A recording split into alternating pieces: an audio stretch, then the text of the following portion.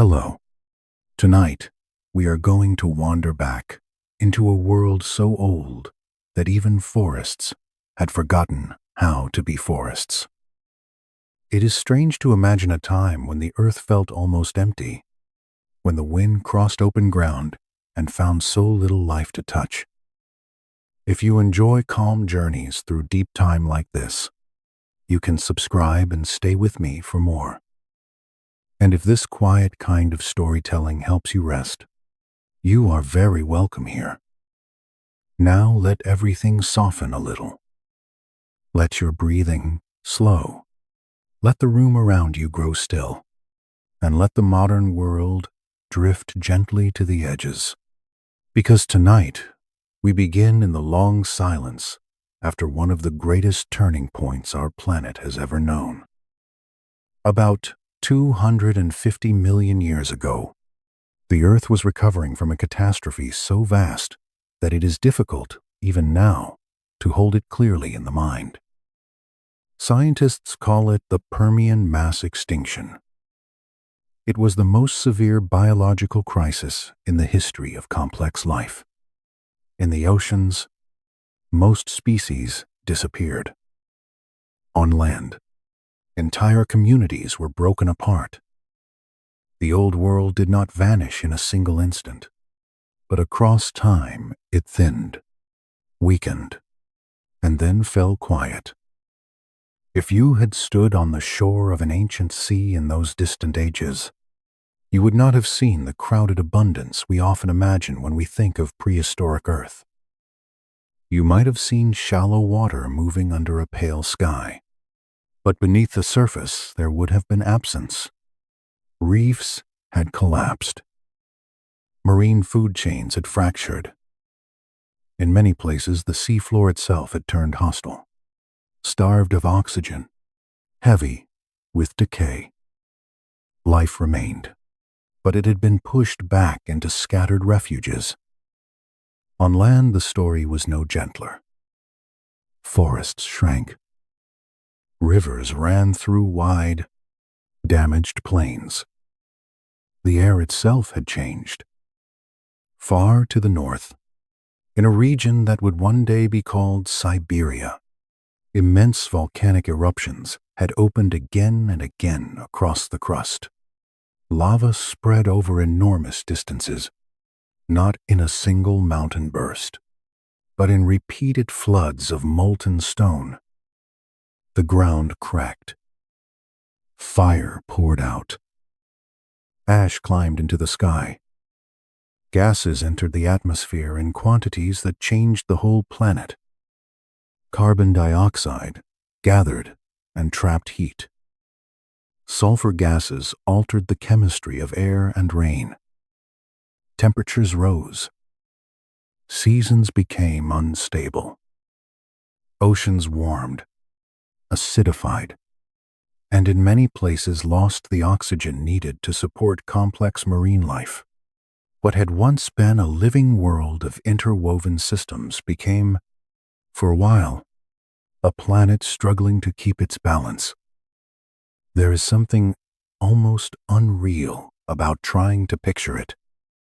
Not a dramatic scene in the way films often imagine disaster, but something slower and more unsettling. A dimmed sun behind haze. Long stretches of barren ground. A dry wind moving across exposed sediment. Pools shrinking beneath the heat. Silence where insect noise should have been. Silence where leaves should have moved.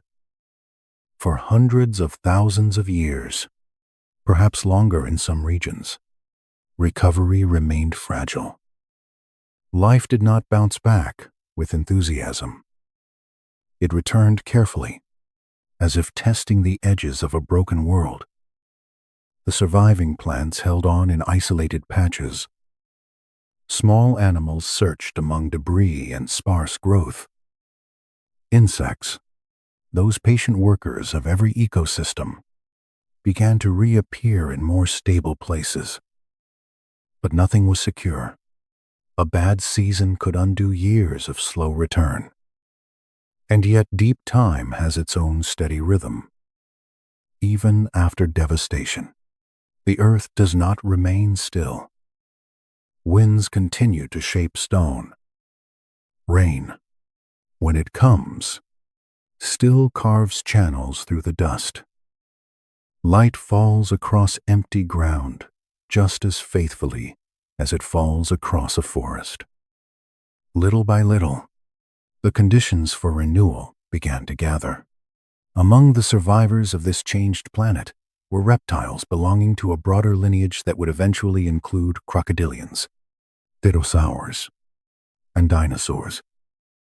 At first, these early archosaurs would not have looked like the destined inheritors of the world. They were not giant. They were not grand. They moved through the margins of recovering ecosystems, small figures in a landscape that still felt unstable and unfinished. But their bodies carried useful advantages for a difficult age. Their limbs were placed more directly beneath them, giving them a more upright posture than many earlier sprawling reptiles. This made movement more efficient over long distances. In a world where food and water could be far apart, that mattered. Scientists believe they also possessed respiratory systems that allowed them to make better use of limited oxygen. Their hearts and circulation may have supported a more active way of life. Their bodies were built, in quiet ways, for endurance. That may have been the real secret of survival in this new age. Not strength alone, not size, not even aggression. Adaptability. The creatures that endured were often the ones that could move a little farther, breathe a little easier, tolerate a little more heat, and live on a little less certainty. It sounds almost modest, and perhaps that is why it feels so believable. Across the dry interior of the supercontinent Pangaea, the climate was often severe. The landmass was so immense that its center lay far from the moderating influence of the sea. Days could be brutally hot. Nights could turn sharply cold. Seasonal rains fell unevenly. Some coastal areas felt the sweep of monsoons, while inland basins baked under long spells of dryness.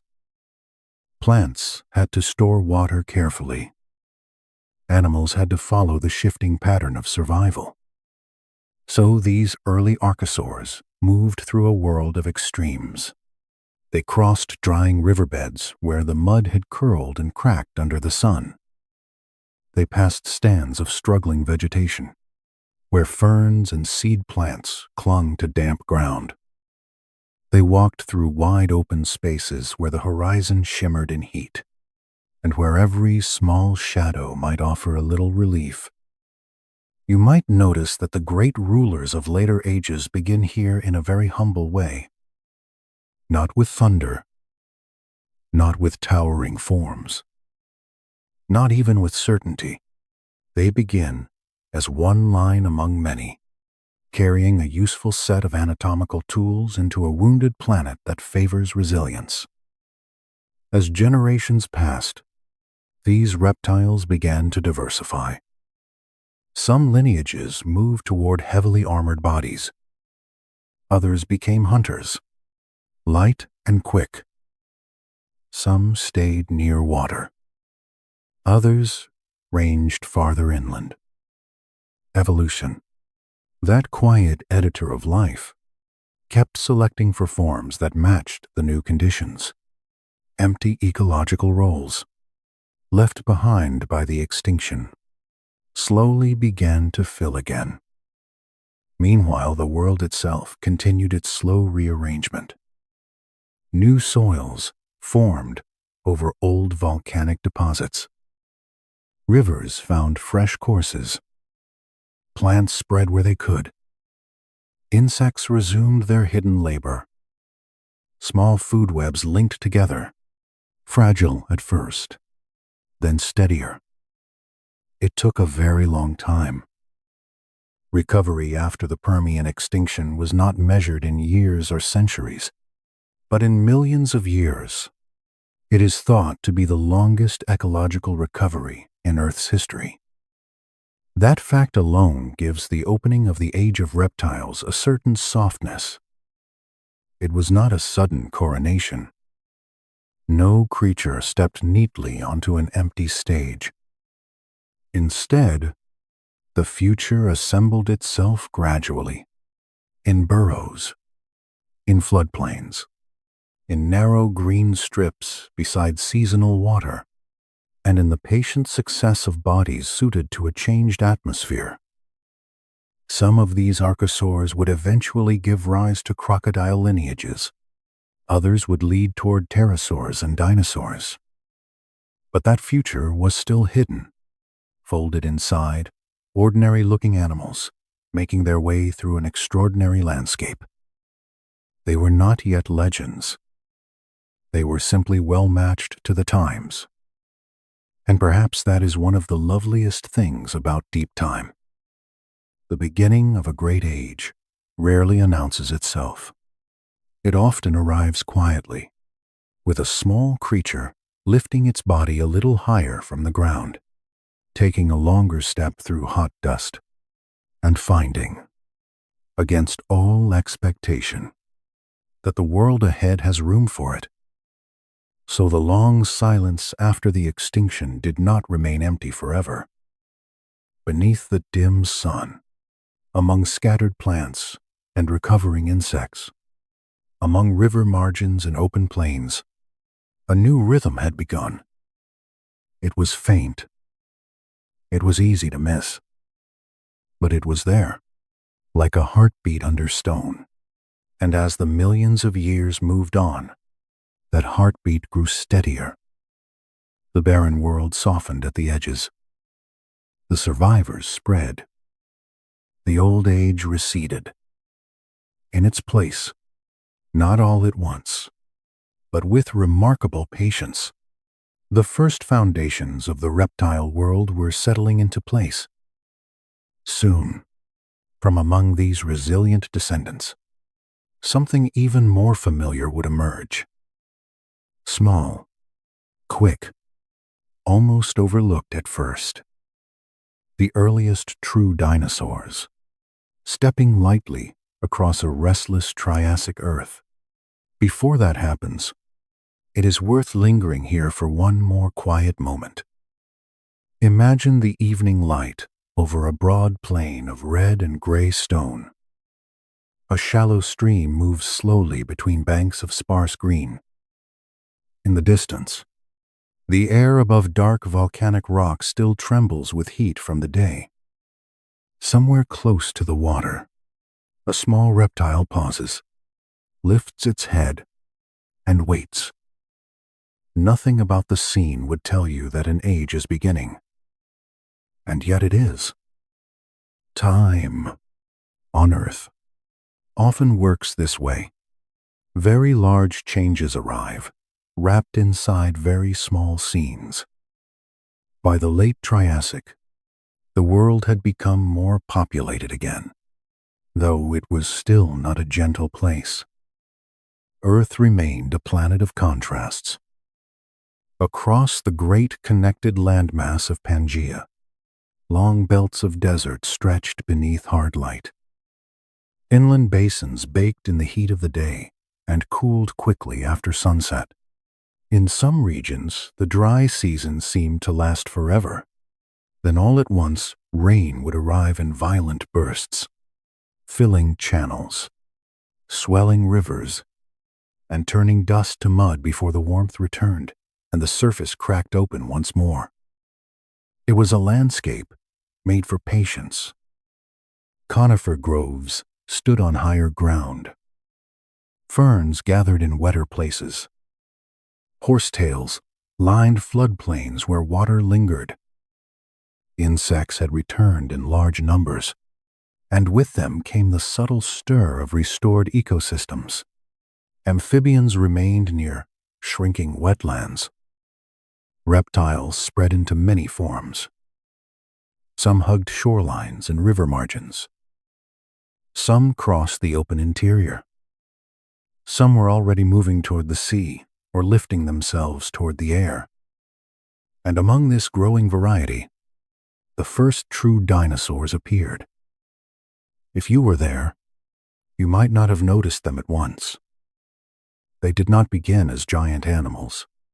They were small, narrow-built, light on their feet, quick in their movements, and easy to overlook beside larger reptiles already established in the landscape. They moved on two legs, with balancing tails held out behind them. Their bodies were lean. Their heads were alert. Their steps were efficient in a world where efficiency had always mattered. Fossils preserve them in fragments, and from those fragments, scientists have reconstructed some of the earliest dinosaurs known to us. Names such as Eoraptor, Herrerasaurus, and Staurikosaurus rise from Triassic rocks in South America, while other early forms appear across parts of Africa and India. They arrive quietly in the record, more like hints than declarations. These first dinosaurs already carried the basic plan that would one day be repeated in countless forms. They had upright limbs under the body, making them capable runners. Their balance was good. Their bones were relatively light. Their movement seems to have been smoother and less wasteful than that of many earlier reptiles. Some were meat-eaters, feeding on insects, small vertebrates, and whatever prey they could catch. Others belonged to early branches that would later produce much larger plant-eating descendants. This was the beginning of a dynasty, though no one standing in that Triassic heat would have guessed it. At this stage, dinosaurs were still surrounded by rivals that were often larger, more numerous, and better established.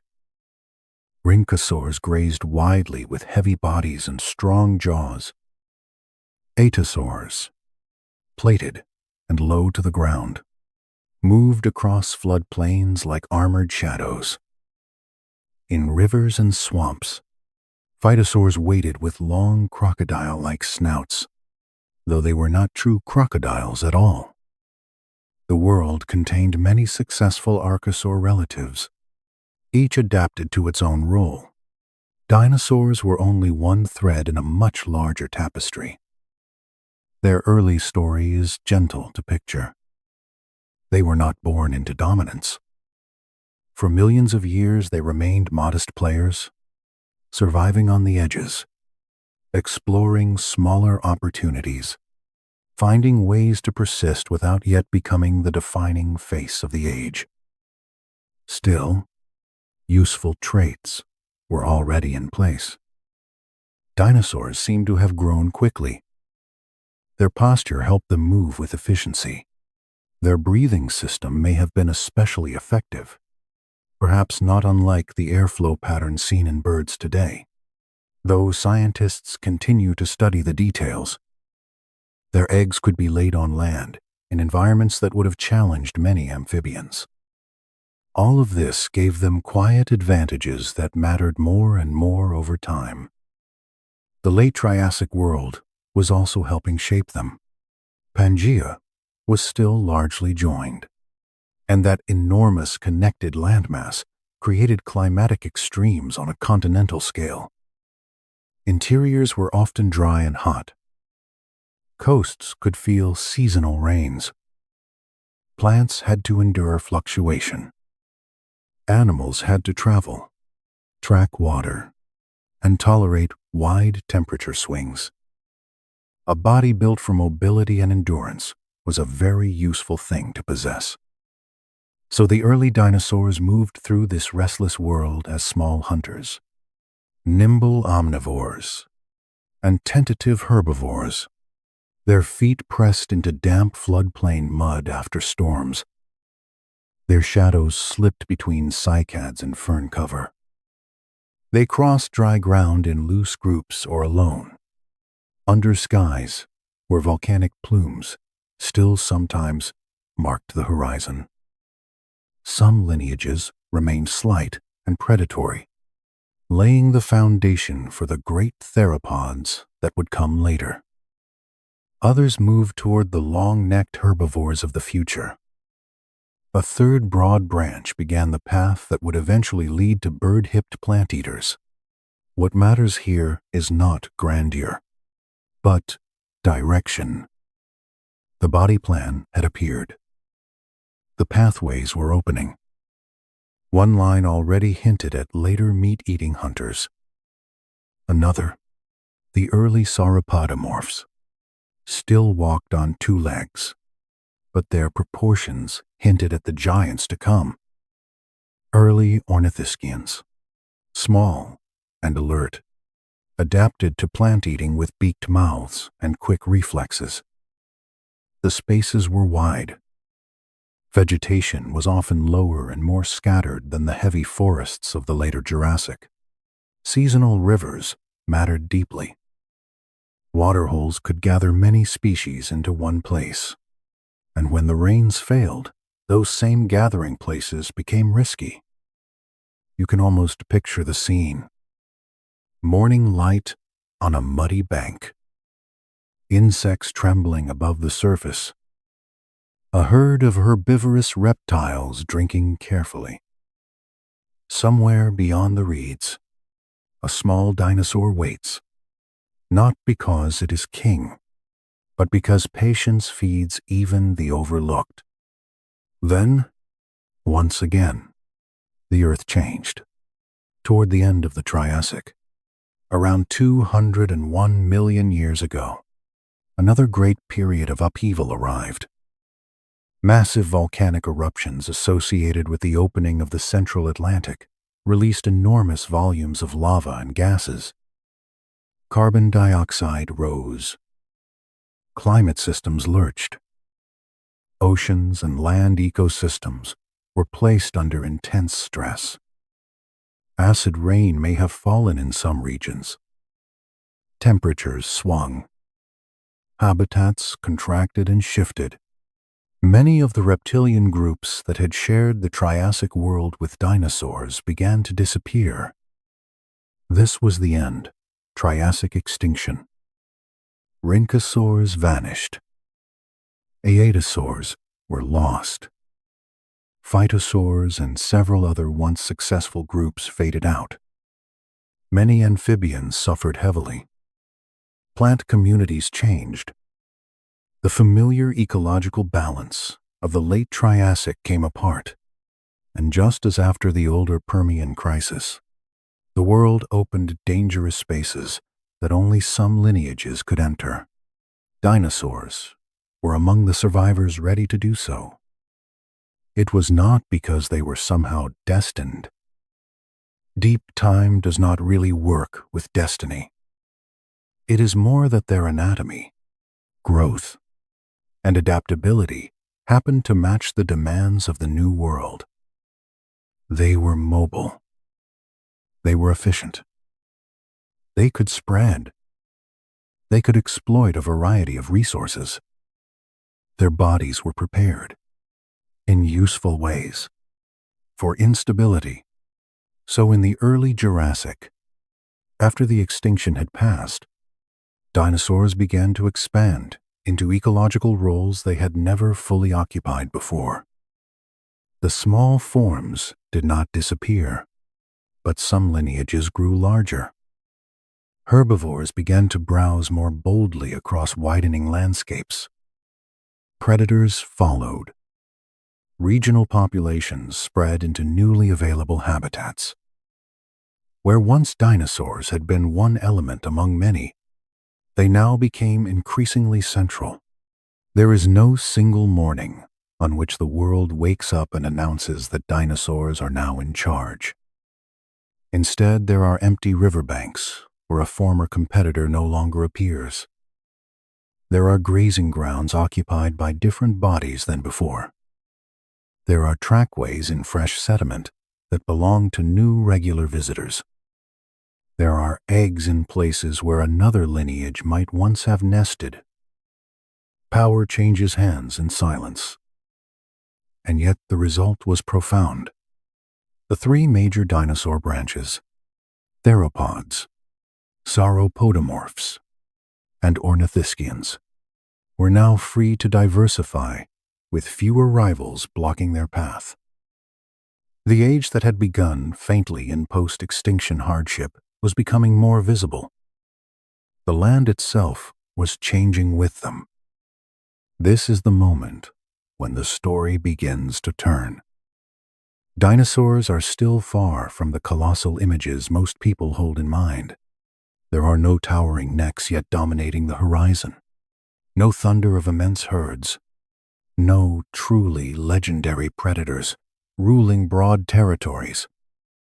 But the groundwork is complete. The world has been tested again by fire, climate, and loss, and the survivors are those whose bodies can answer the new conditions. There is something almost calming in that idea. Life does not move forward because it plans. It moves forward because some forms fit the moment just well enough to continue. The earliest dinosaurs did not know they were the beginning of an age. They only moved, fed, nested, and endured, one generation after another, under the shifting sky of a still restless planet. And now the stage was set for the Jurassic, a greener and more expansive world where some dinosaurs would grow into giants, others would sharpen into great hunters, and the age of reptiles would begin to unfold in its fullest form. The Jurassic period opened with a quieter world than you might expect. Not quiet because life was absent, but quiet in the way a forest can feel quiet even when it is full. There was movement everywhere, though much of it was slow. Water moved along broad channels through soft ground. Wind passed over conifer crowns. Ferns leaned and lifted again after rain.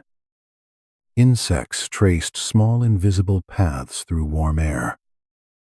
And across these recovering landscapes, dinosaurs began to take on forms the Earth had never seen before. The great change did not happen all at once. At first, the descendants of earlier Triassic plant-eaters still carried something of their old design.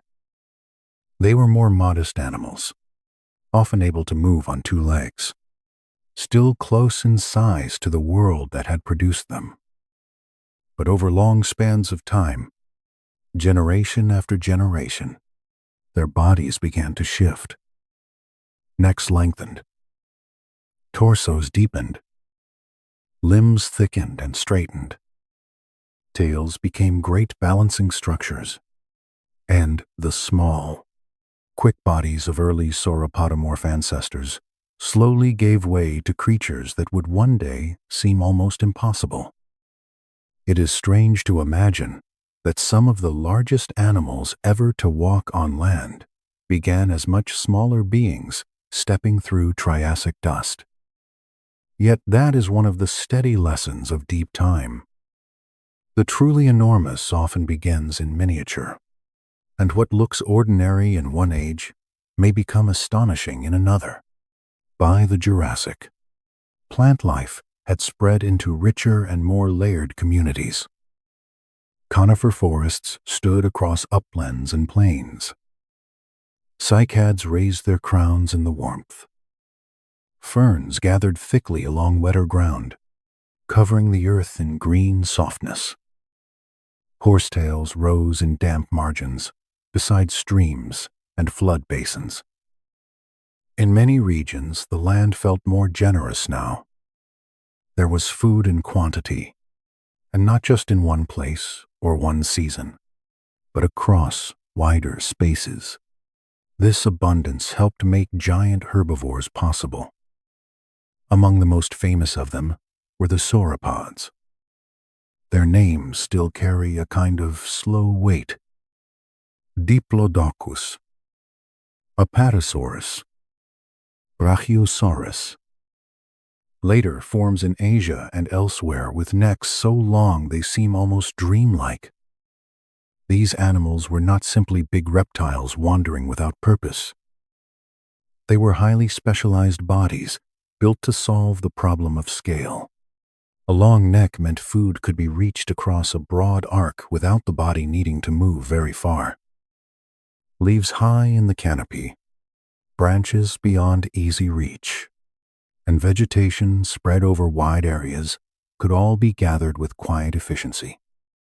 Scientists think different sauropods likely fed at different heights and in different ways, which may have helped many giant herbivores share the same landscape without exhausting exactly the same food source. Some may have swept low plants. Others likely fed higher. A forest canopy, to them, was not a wall of leaves, but an available map.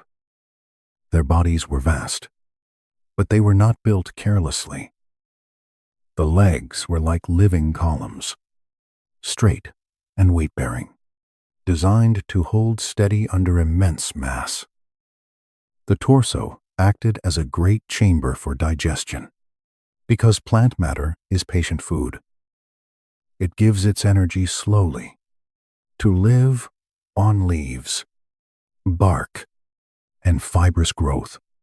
A body must process in bulk, and that means the digestive system becomes almost a landscape of its own.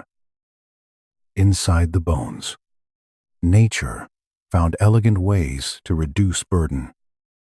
Many sauropods had vertebrae marked by air-filled spaces, what paleontologists call pneumatic structures. These cavities lightened the skeleton without sacrificing strength. It is one of those details that feels surprisingly modern. The same broad principle appears in birds, whose bodies also rely on lightweight structural support. In a creature with such length and mass, every saved kilogram mattered. Their breathing, too, may have been unusually efficient. Scientists believe sauropods had an air sac system that allowed a more continuous flow of oxygen through the lungs, perhaps again somewhat like the respiratory pattern seen in birds. This would have been especially useful in sustaining immense bodies that needed a steady supply of oxygen to remain active. A giant animal cannot afford clumsy internal design. Everything must work with calm reliability. And so these animals moved through Jurassic environments not as clumsy accidents, but as refined biological answers to a green world. Imagine a floodplain in the early morning. Mist hangs low over the ground. A slow river catches the first pale light. In the half-distance, shapes begin to emerge through the haze. At first they seem like trees shifting in the wind, but then you notice the rhythm of their movement. One foot forward, then another. A herd of sauropods crossing wet earth. The smallest young stay nearer the middle. The larger adults form a loose, moving wall around them. Their heads rise and lower as they feed. Their tails drift behind them with an almost lazy grace. Trackways preserved in stone suggest that some sauropods did indeed move in groups. This makes sense. A herd provides many quiet advantages. Young are safer among adults. Knowledge of routes to water or seasonal feeding grounds may be maintained over time through repeated movement. There is no need to imagine anything frantic or dramatic. Even herd life at this scale would have felt measured. The earth would shake softly, not violently, under each passing step. Mud would compress. Pools would tremble. Birds, or rather early bird-like forms in later intervals, might have lifted from nearby cover. But the herd itself would continue at the same vast, unhurried pace. Growth in these animals was surprisingly rapid. Bone studies suggest that many giant sauropods reached immense size within a matter of decades, which is remarkable when you consider the sheer volume of living tissue involved. A young hatchling, small enough to seem vulnerable beside the feet of adults, could in time become a towering presence. That transformation, repeated across generations, gives the Jurassic its feeling of scale. It was not only a world of giant bodies. It was a world where growth itself seemed stretched into something architectural. The young of these animals likely faced a very different life from the adults. A fully grown sauropod had little to fear from most predators. A tail swing alone could be devastating. A single misplaced footfall would have been enough to end many threats. But juveniles were another matter. Smaller, quicker, and less protected, they would have been vulnerable. That may be one reason herd behavior mattered so much. It is one thing to be born into a world of giants. It is another to survive long enough to become one. Their feeding changed the land. When a herd passed through a forest margin, branches were stripped, undergrowth trampled, pathways opened. Over time, these movements may have influenced which plants thrived and where. Sauropods were not merely consumers within the ecosystem. They helped shape it. Their dung returned nutrients to the soil. Their movement opened clearings. Their browsing altered plant competition. In this sense, they were not only animals living in the Jurassic world. They were among the forces that made the Jurassic world what it was. It is easy to think of giant herbivores as peaceful simply because they ate plants. But peace in prehistoric landscapes had its own definition. These animals lived within a network of constant pressure. They needed enormous amounts of food. They had to keep moving. Water mattered. Seasonal changes mattered. Heat mattered. A dry period could force migration. A shifting river could redraw an entire route. Their size protected them from many dangers, but it also tied them closely to the stability of land and climate.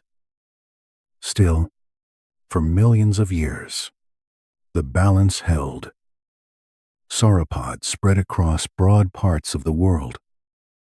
Their fossils appear in North America, South America, Europe, Africa, and Asia, each region offering its own variation on the giant herbivore form. In some places, necks became extraordinarily long. In others, the body grew more heavily built. Some species carried themselves with a more level back. Others, like Brachiosaurus, rose high in front, as though the whole animal had been designed to browse among the upper branches of a forest no one would ever mistake for small. And what a sight such a creature must have been. If you had stood beneath one, even at a respectful distance, the scale would have been difficult to process. The chest alone would have loomed like a moving wall. The neck would have lifted far above your line of sight. Each breath might have sounded like air passing through an opening between trees. Their brains were relatively small for their body size, but this did not matter much. They did not need clever hands or abstract thought. Their success lay in physiology, structure, and the immense patience of a life built around feeding, movement, and growth. Perhaps that is why they feel so calming to imagine. They were giants, yes, but not frantic ones. They did not rush the world. They passed through it. They were long living patterns of muscle and bone shaped by forests, rivers, and time. Even their danger had a kind of quietness to it. A tail could break bone, but it would likely move as part of one smooth defensive sweep, not as a theatrical gesture. A herd could reshape a field simply by crossing it, with no intention beyond continuing on. And around them, the Jurassic expanded into fullness. Ferns returned after trampling. Conifer needles shifted under breeze. Water carried sediment slowly into basins where, millions of years later, some footprints and bones would be preserved. Insects rose in warm swarms over shallows.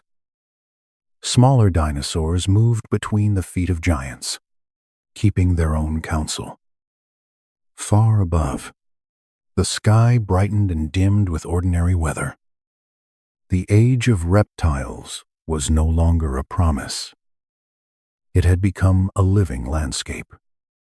By now the world belonged, in many places, to these vast plant eaters. They were not alone, but they dominated by presence. Their forms defined the horizon. Their feeding shaped the forest. Their migrations drew invisible lines across the land. They were like slow weather systems with hearts, changing the places they crossed by the simple fact of being alive there. And yet no herbivore, no matter how large, lives outside the reach of hunger.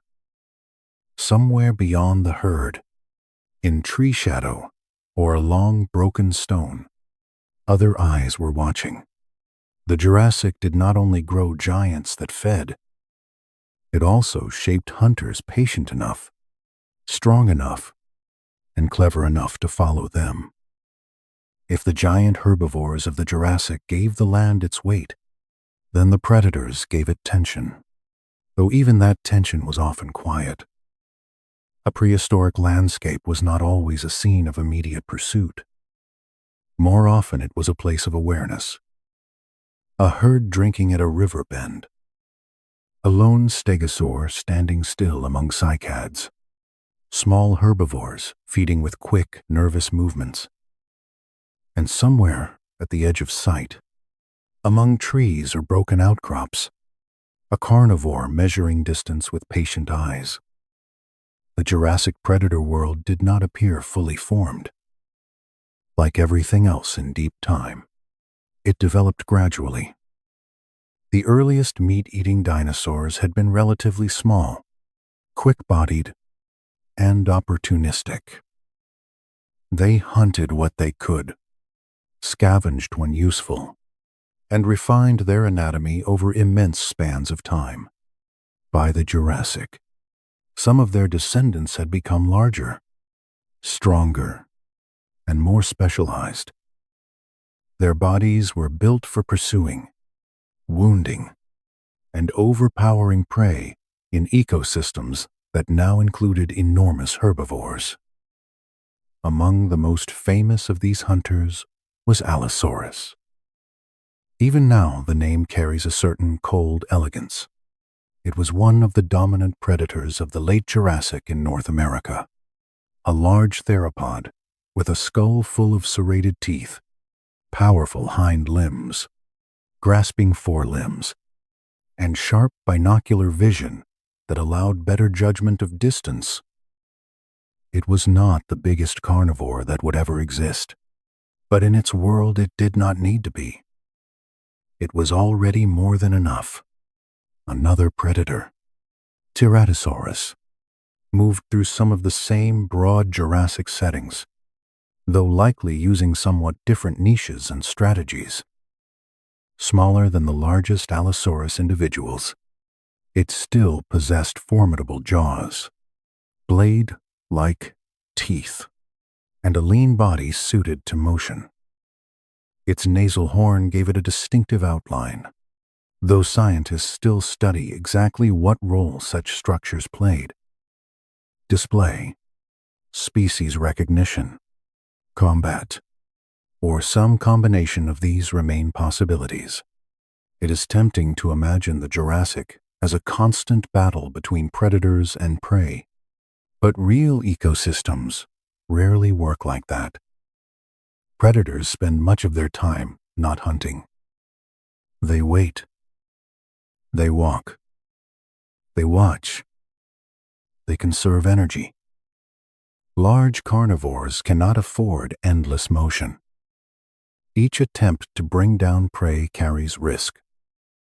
Injury can mean starvation, a broken limb, a damaged jaw, or even a deep wound from defensive armor could become fatal in a world without shelter or medicine. So successful predators, ancient or modern, are often creatures of restraint. Picture a late afternoon on a broad floodplain. Light lies low and golden across the grassier margins and fern cover. The distant backs of sauropods move beyond the haze. Nearer the tree line, a different shape remains almost still. An Allosaurus. Its body is held in balance by the long tail behind it. The head turns only slightly. It does not rush. It observes. It is looking not at the largest animals, but at the herd's rhythm, at a young one straying, at a weak individual, at opportunity. That is the true world of predation, not constant fury, but a quiet search for imbalance. The theropod body was well suited to that role. Long hind limbs gave speed and endurance. The tail counterbalanced the torso. The neck allowed fast directional movement of the head. Teeth were designed less for chewing than for slicing and tearing. The hands, though far smaller than those of a human, were useful tools for gripping. The eyes, facing forward, improved depth perception. Every part of the body served a sequence. Approach. Judge. Strike. Withdraw if necessary. Return if advantage remained. Scientists continue to debate how some large theropods hunted. Did they ambush? Did they pursue over distance? Did some hunt in groups? Fossil evidence gives hints, but it does not speak in complete sentences. Trackways, bite marks, bone beds, and injuries preserved in skeletons all help build possibilities. It is thought that some theropods may at times have tolerated one another around food or moved in loose groups, though how organized such behavior was remains uncertain. A sleep documentary can rest comfortably inside that uncertainty. Not every mystery has to be solved to be beautiful. What seems clear is that large carnivores shaped the behavior of the herbivores around them. A landscape with predators is a landscape of caution. Herds cluster differently. Young stay nearer adults. Feeding sites are chosen with greater care. Migration routes may bend around danger. The mere presence of a major predator can alter movement across an entire plain. And the prey, over time, responded. Some of the most remarkable herbivores of the Jurassic did not rely on size alone. They developed forms of defense so distinctive that even today they look almost like inventions. Stegosaurs are among the finest examples. With their arched backs, small heads, heavy bodies, and vertical plates rising along the spine, they seem at once awkward and unforgettable. Yet beneath that unusual outline was a creature shaped by selective pressure with great precision. The plates on a stegosaur's back remain a subject of study. They may have played a role in display. They may also have helped with thermoregulation by holding blood-rich tissue close to the air. Perhaps they did both. What matters for the feel of the animal is that those plates transformed its silhouette. In slanting light, a stegosaur must have looked much larger and more dramatic than its basic body alone would suggest. But the plates were not its only means of defense. At the tail was the true warning.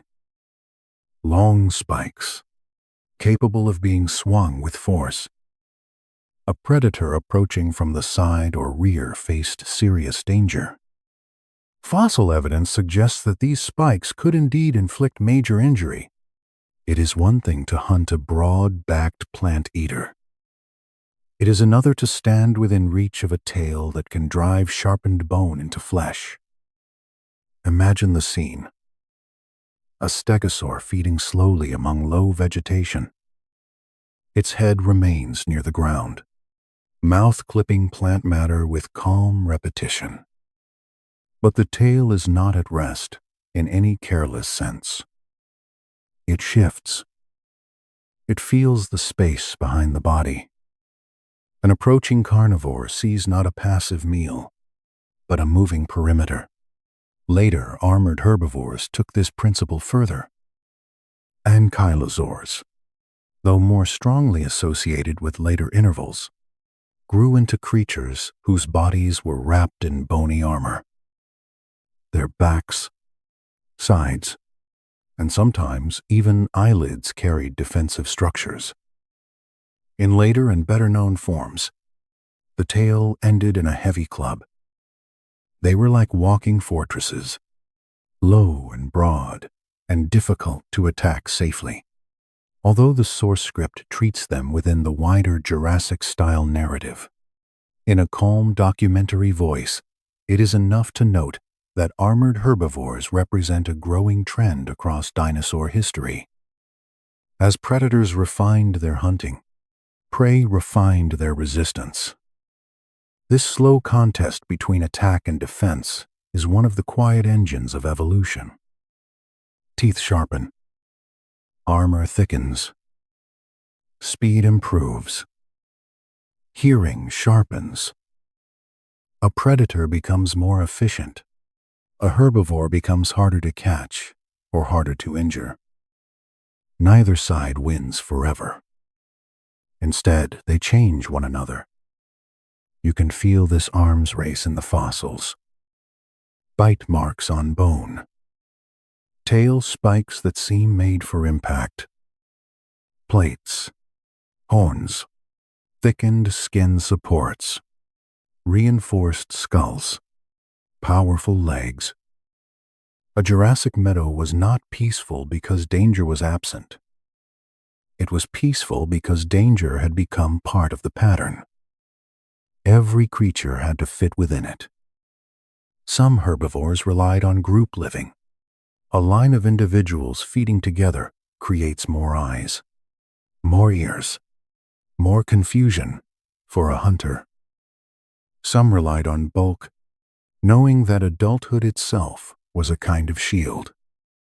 Others remained alert and fast, ready to dart for cover or break into sudden motion when a shadow moved the wrong way. Predators, in turn, adapted to that variety. A large hunter like Allosaurus may not always have targeted the same prey. Smaller dinosaurs, weakened animals, juveniles, carcasses, and opportunities of many kinds would all have mattered. Jurassic carnivores were not theatrical monsters waiting for the most dramatic challenge. They were efficient participants in a food web, taking what the landscape gave them. And this mattered for the health of the world. Predators limit herbivore populations. Yes, but more subtly, they influence where herbivores feed, how long they remain in one place, and which individuals survive to reproduce. They are not only takers of life, they are managers of movement and pressure across ecosystems. Without them, certain plant communities could be overused. Certain grazers or browsers could multiply beyond balance. the whole green system would begin to tilt. There is even a quiet kind of humility in that.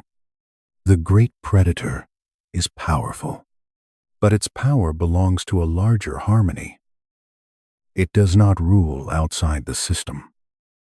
It serves the system by being what it is.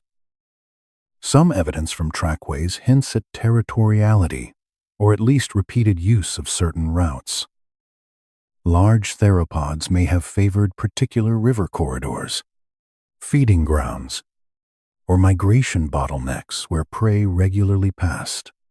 Fossilized footprints crossing each other in old mud preserve moments of encounter, though never with a full explanation. One animal moved here. Another moved later, or perhaps sooner. They passed, followed, avoided, or ignored one another. The stone keeps the movement, but not the sound. Still, one can imagine a muddy bank after seasonal rain, stegosaur prints leading east, smaller tracks weaving in irregular lines between them, then the deeper impression of a theropod foot, each toe pressing cleanly into wet ground. The hunter was here. It crossed after, or before, but the landscape remembers both. In some places, the memory grows more dramatic. Bone beds where multiple predators appear together. Injuries on fossil skeletons that may reflect combat. Failed hunts, or feeding struggles. Scratches on bone. Healed wounds. Teeth broken and regrown. Life in the Jurassic was not soft in the human sense, but it was not chaos either. It followed rules shaped by anatomy, hunger, timing, and risk. As dusk settles over this world, the pattern becomes even easier to feel. A broad herbivore herd moves toward more open ground for the night. Smaller animals disappear into cover. The giant predators remain at the edge of the scene, not because they are afraid of the dark, but because shadow is useful. Above, the sky turns from pale gold to blue-gray. Insects begin another evening cycle. Water continues past reeds and stones. No music swells. No narrator needs to raise their voice. The balance is already complete. This was the land world of the Jurassic at its most intricate. Giants fed. Hunters watched. Armor evolved. Speed answered weight. Weight answered tooth. Every advantage invited a counter-advantage, and the shape of dinosaur history was written through that long conversation between appetite and survival. Yet the land was only one part of the story. While herds crossed floodplains and predators moved between forests, other reptiles had already mastered very different frontiers. Beyond the treetops, the sky had begun to fill with wings. Beyond the river mouths, the oceans were opening into a second world entirely. Above the forests and river plains of the Jurassic, another realm was opening, one made of air, light, and distance. On the ground, the world belonged to footsteps, roots, and shadows. But overhead, where warm currents rose from cliffs and coastlines, life was learning to move in a different way. The sky was no longer empty. The first masters of that upper world were the pterosaurs. They were not birds, though from far below they might have seemed bird-like to any creature craning its neck toward the sun. They were reptiles, close cousins within the broader archosaur family, and they represent one of the most remarkable experiments in the history of vertebrate life. Long before birds became common, and long before bats would take to the air, pterosaurs had already found a way to turn the open sky into habitat. There is something calming about imagining their flight in the Jurassic. Not the sharp panic of a creature fleeing, but the long ease of gliding above a warm coastline. Their wings were not feathered. Instead, they were formed from a membrane of skin, muscle, and connective tissue stretched outward from the body and supported mainly by an elongated fourth finger. It was a strange and elegant design, unlike anything alive today. The wing surface caught air with quiet efficiency, and in the larger forms especially, flight may often have relied as much on soaring as on constant flapping. Picture a broad lagoon beneath pale morning light. The sea is nearly still near the shore, only lightly troubled by small ripples. A line of low limestone islands rises from the water. Above them, a pterosaur circles. It does not hurry. It leans slightly into the air, catches a rising current, and turns so smoothly that the motion feels less like effort and more like agreement with the wind. Beneath it, the water glimmers. Fish move in brief flashes near the surface. Farther inland, conifers and cycads stand in layers of dusty green. Some pterosaurs were quite small, no larger than crows or gulls in overall impression, though their shapes were stranger and more delicate. These smaller forms may have darted after insects, picked food from shallow waters, or hunted tiny animals near the edges of lakes and river mouths. Others grew far larger, with wingspans broad enough to cast shifting shadows over beaches, cliffs, and tidal flats. The source material reaches across the wider age of reptiles, so it names later famous giants too. But within the calmer Jurassic world, it is enough to feel the diversity itself. Some were slight and agile. Some were long-beaked fish catchers. Some were built for extended gliding above water. The sky had become a layered environment with room for many styles of life. Their bodies reveal how completely they had adapted to flight. Hollow bones helped reduce weight. The breast and shoulder region supported powerful muscles. Some species carried head crests, thin, bony extensions that rose backward or upward from the skull. Scientists believe these may have been used for display, species recognition, or communication. It is easy to imagine them catching light at sunrise, turning the head of a gliding animal into something briefly luminous. There is also evidence that many pterosaurs were covered in hair-like filaments called pycnofibers. These soft coverings may have helped to regulate temperature, especially at altitude or during cooler hours. That detail makes them seem a little less cold and distant. Not bare-skinned reptiles drifting through warm air, but active creatures with warm bodies, subtle insulation, and lives shaped by weather just as much as by anatomy. Flight changed everything for them. It allowed access to food that ground-bound predators could not easily reach. It opened nesting places on cliffs, islands, and exposed ridges. It made distance feel smaller. A coastline that would take days to cross on foot could be followed in a slow aerial sweep. Lagoons, shallow seas, estuaries, and broad inland waters became feeding grounds connected by sky. Some likely skimmed or dipped toward the water to seize fish.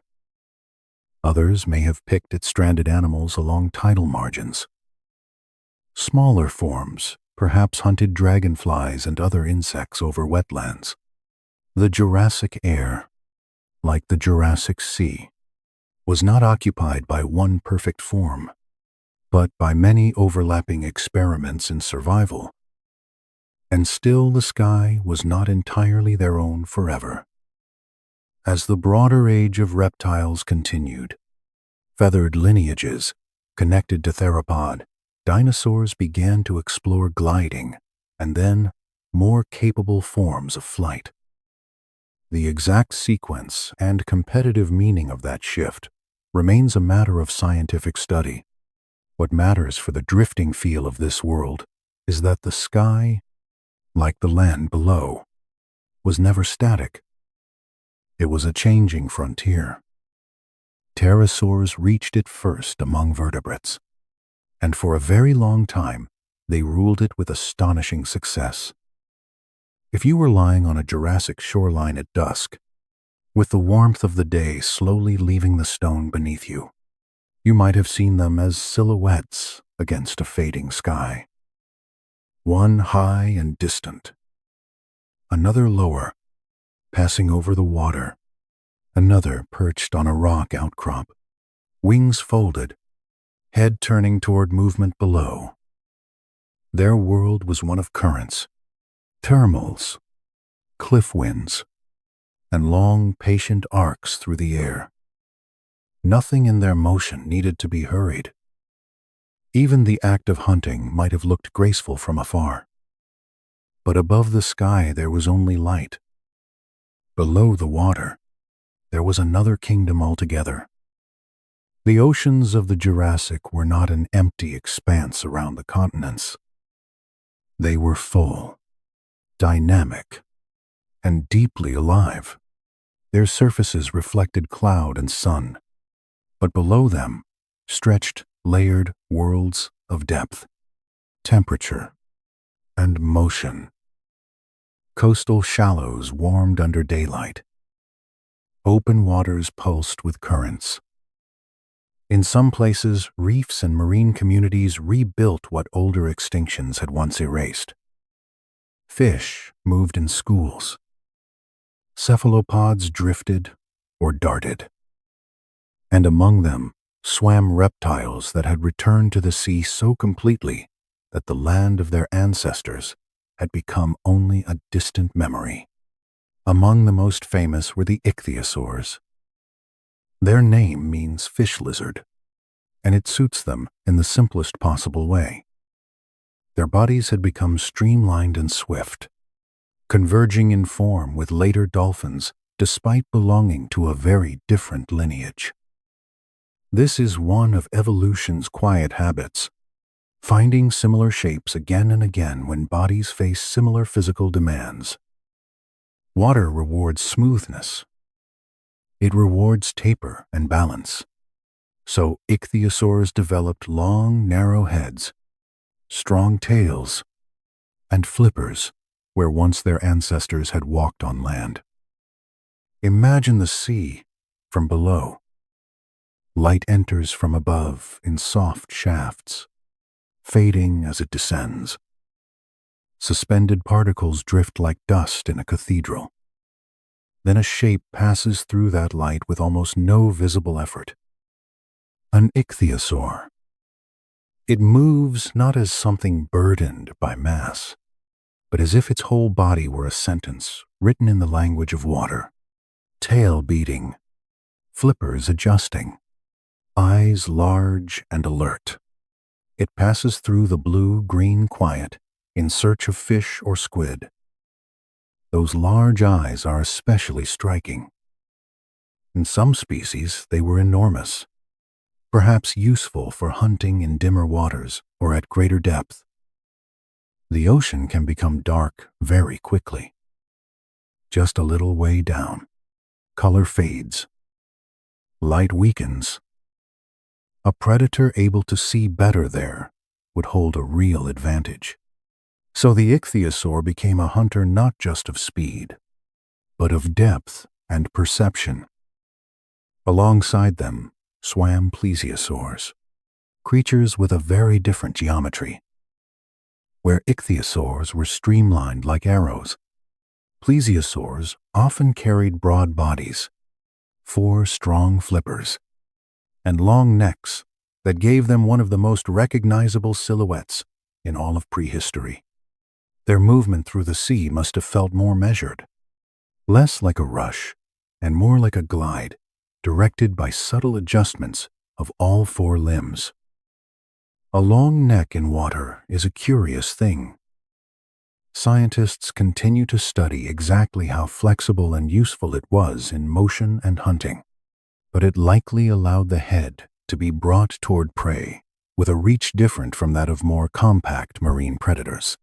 Fish and cephalopods moving through schools or around underwater structures may have been taken by a quick extension of head and jaws. Their teeth, often sharp and interlocking, were made for gripping slippery prey. The Jurassic Sea, therefore, held multiple styles of predation at once.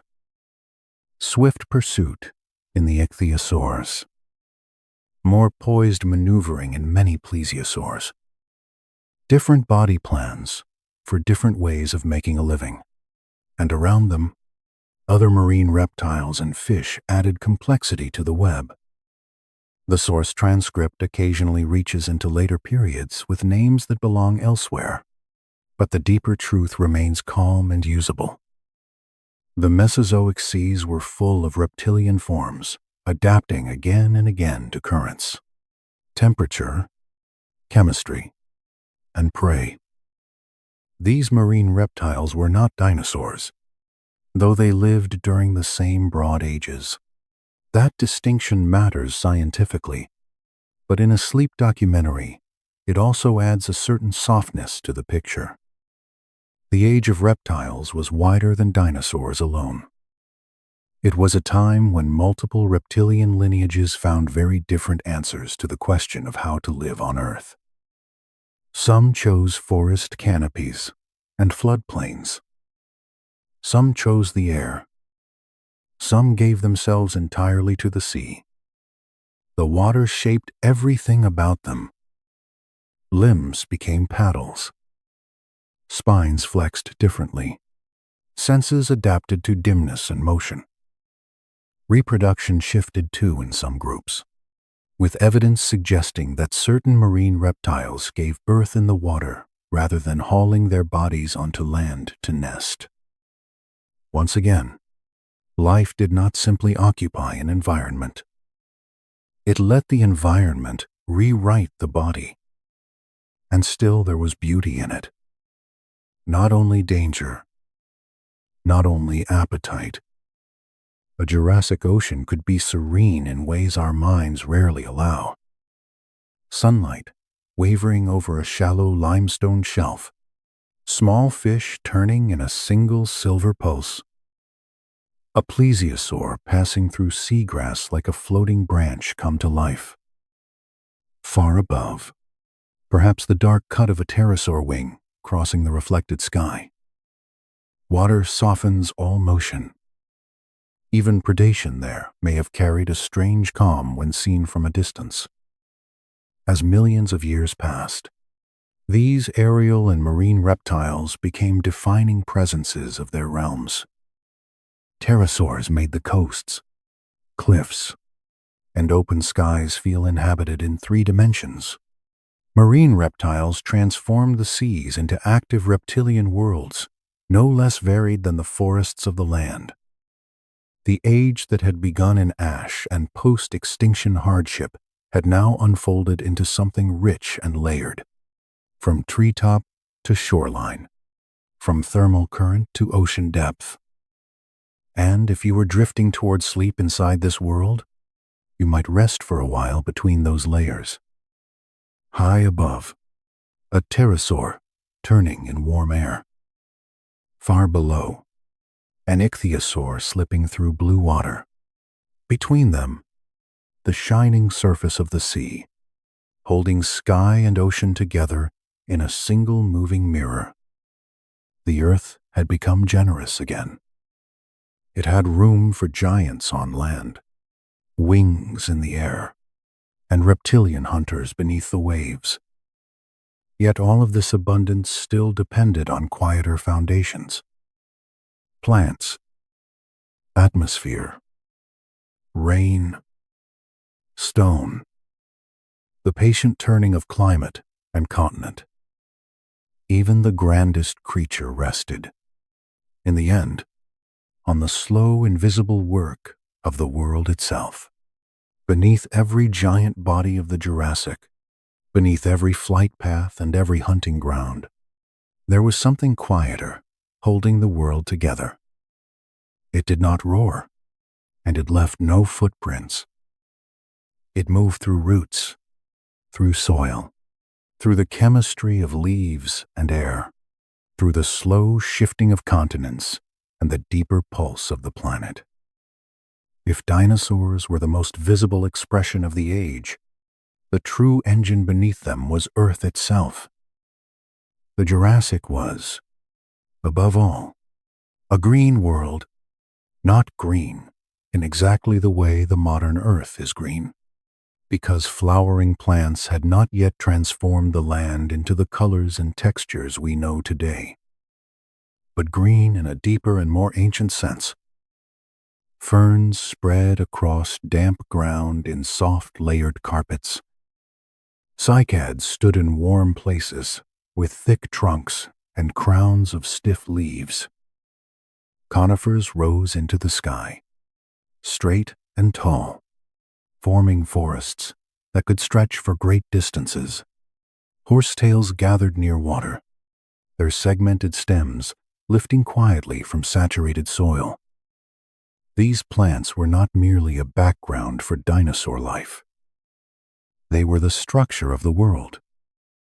They determined where shade gathered, where moisture remained, where insects bred, where herbivores fed, and where predators followed.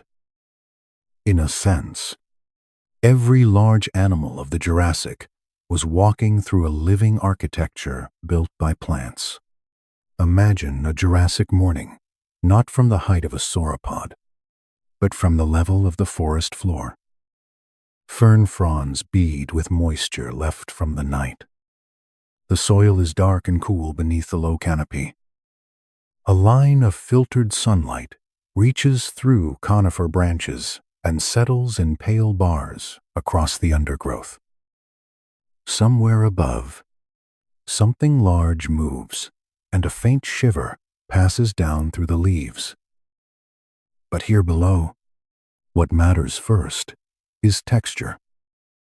Soft growth, damp earth, fallen needles, the slow work of roots holding the ground in place. Ferns had been part of Earth's flora for an immense span of time already, but during the Jurassic they flourished widely. Their fronds could grow thickly in broad stands, especially in wet lowlands and along the margins of rivers and flood basins.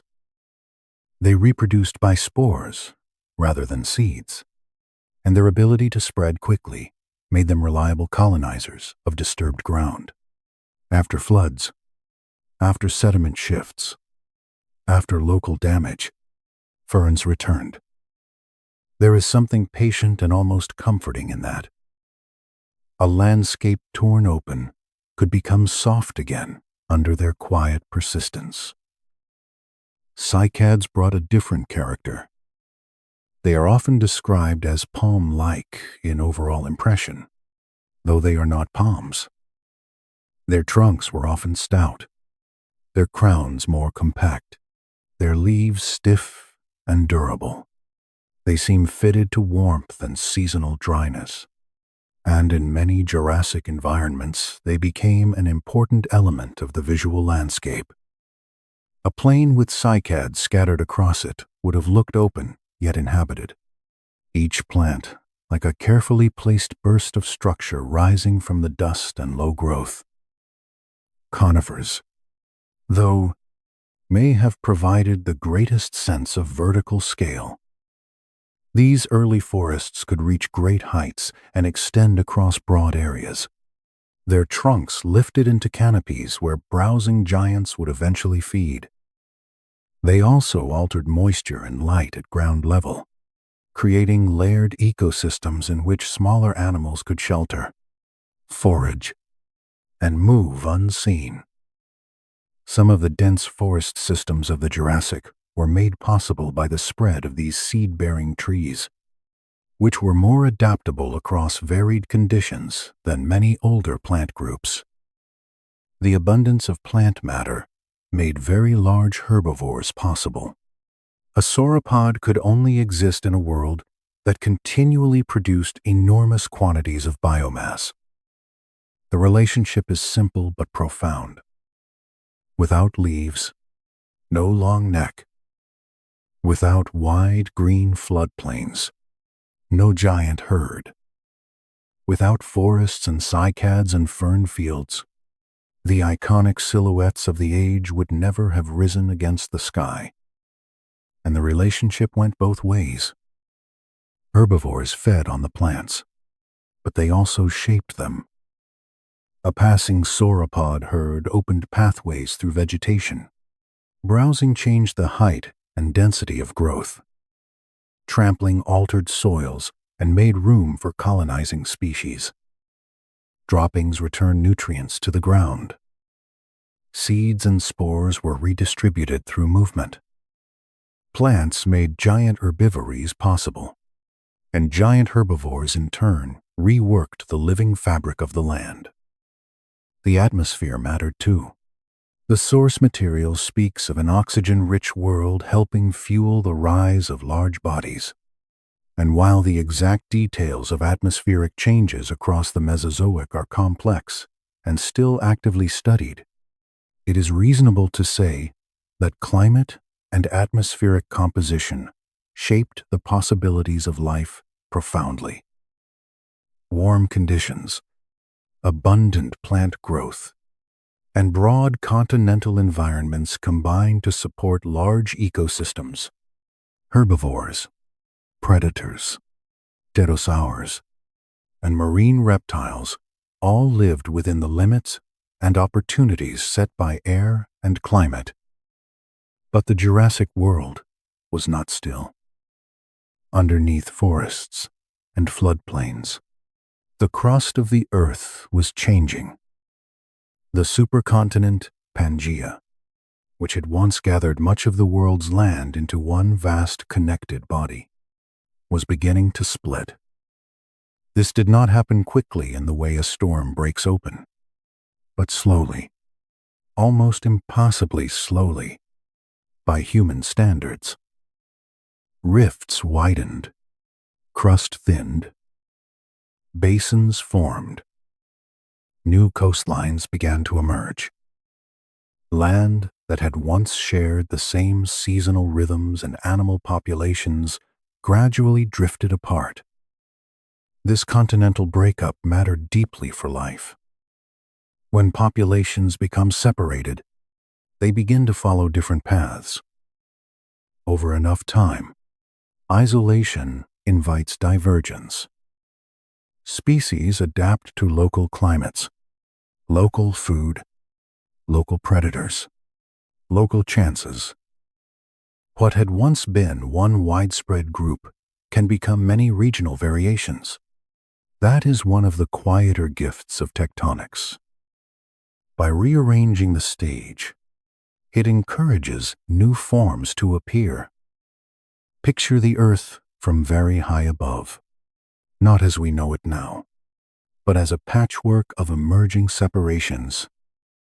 Inland seas beginning to form, long rift valleys taking shape, moist coastal belts changing as shorelines lengthen, weather patterns shifting with every alteration of land and sea. In one region, conditions become wetter. In another, drear. In one place, forests thicken. In another, open habitats spread. And across all of it, animals and plants respond. The breakup of Pangaea also changed ocean circulation and regional climates. New marine pathways allowed water masses to move differently. Coasts that once faced interior dryness now felt more direct maritime influence. Rainfall patterns changed. Some places became more seasonally predictable, while others experienced stronger fluctuations.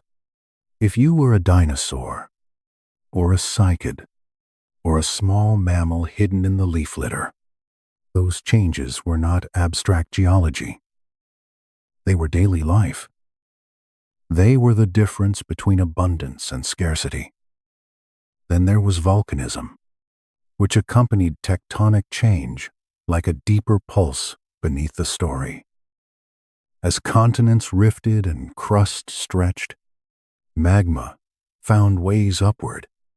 In some intervals of Earth's history, these volcanic events were immense, covering large areas with lava and releasing gases that could alter climate and chemistry on a global scale. Even when eruptions were more regional, their influence could be profound. Ash fell across landscapes. Soils were remade. Rivers were redirected. Air composition shifted. Light dimmed for a time, then returned. Volcanoes are curious in the history of life because they are both destroyers and makers. They can bury forests, poison waters, and darken skies. But over longer spans, they also produce fresh rock, mineral-rich soils, and new landforms. A barren lava field may seem hostile at first, but eventually weather and time turn it into fertile ground. Plants return. Insects follow. Then grazers. Then predators. Destruction becomes substrate. This happened again and again across Earth's history, and the Jurassic was no exception. Climate in this age could be warm for long stretches, but warmth did not mean uniform comfort. Monsoonal patterns affected many regions.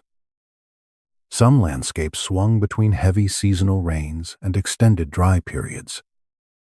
Rivers expanded and shrank. Floodplains pulsed with abundance, then tightened under heat. Dinosaurs and other animals likely responded through movement, behavior, and physiology. Some followed water. Some altered feeding patterns. Some endured by simple tolerance. The world rewarded flexibility.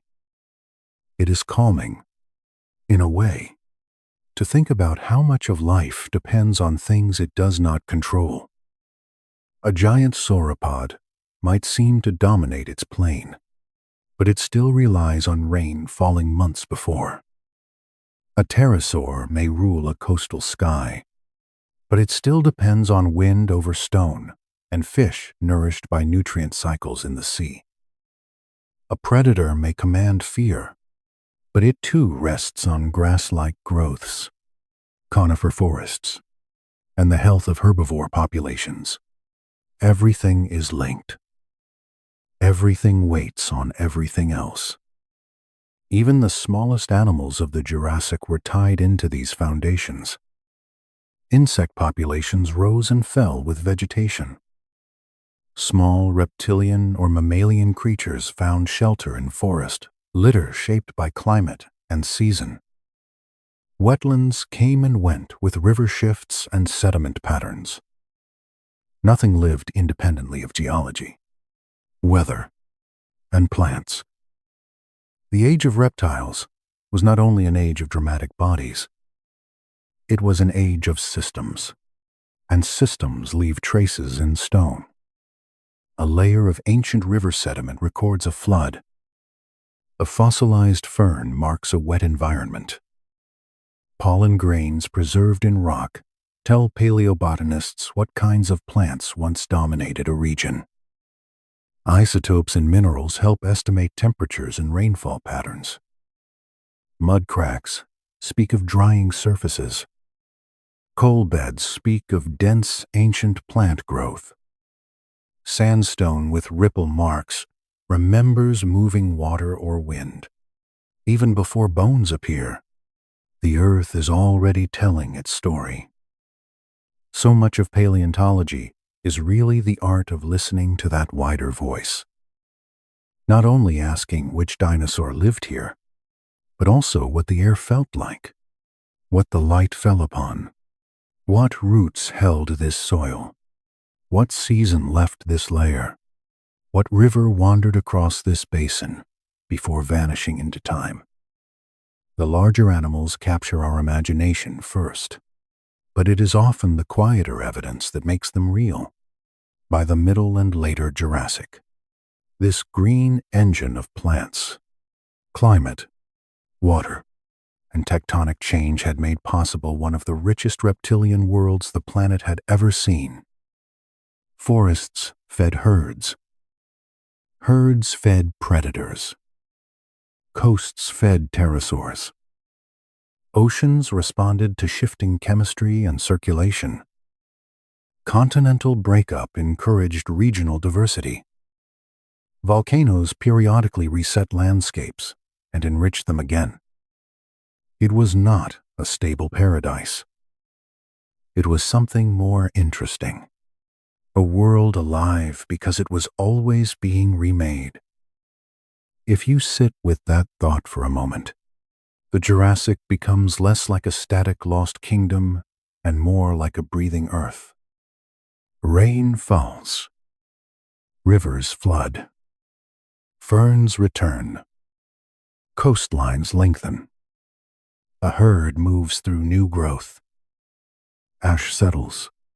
Then life rises through it. A continent drifts a little farther. The sky changes. The light changes. And still the world continues. In that sense, the true ruler of the Jurassic was never any single dinosaur. It was the patient interaction of land, water, atmosphere, and time. Dinosaurs were among its grandest expressions, but beneath them, the deeper work went on. Leaves opened to light. Roots drank from soil. Stones cracked under weather. Seas spread and withdrew. The planet shaped life, and life answered back in form after form. The age of reptiles could feel immense because the earth supporting it was immense, not only in size, but in patience, in the willingness to let a forest build slowly, let a river redraw itself, let a continent separate over millions of years, and let an entire world bloom from quiet foundations before anything with a long neck or sharp tooth ever came into view. As the Jurassic world matured, not every important change could be measured in size. Some of the most meaningful shifts were quieter than the rise of giants, and easier to miss if one only looked at the horizon.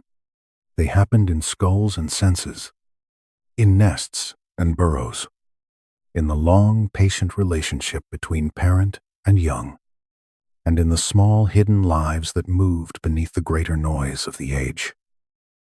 When most people imagine dinosaurs, they tend to think first of mass and muscle. A neck high above a forest. A tail sweeping low over fern-covered ground. A predator standing over a carcass in evening light. But there was another side to dinosaur evolution, one that had less to do with sheer physical scale and more to do with perception, coordination, and behavior. Scientists continue to study the fossil evidence for dinosaur intelligence very carefully, because intelligence is not something preserved directly in stone.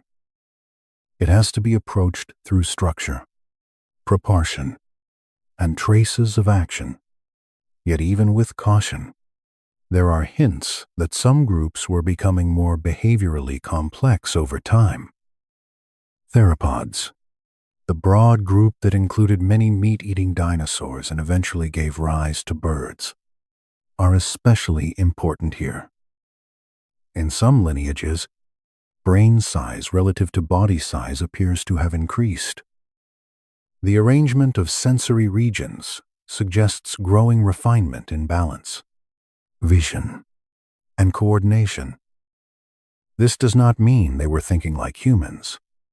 Of course, it simply means their bodies may have been supporting more flexible and responsive behavior than earlier reptiles had shown.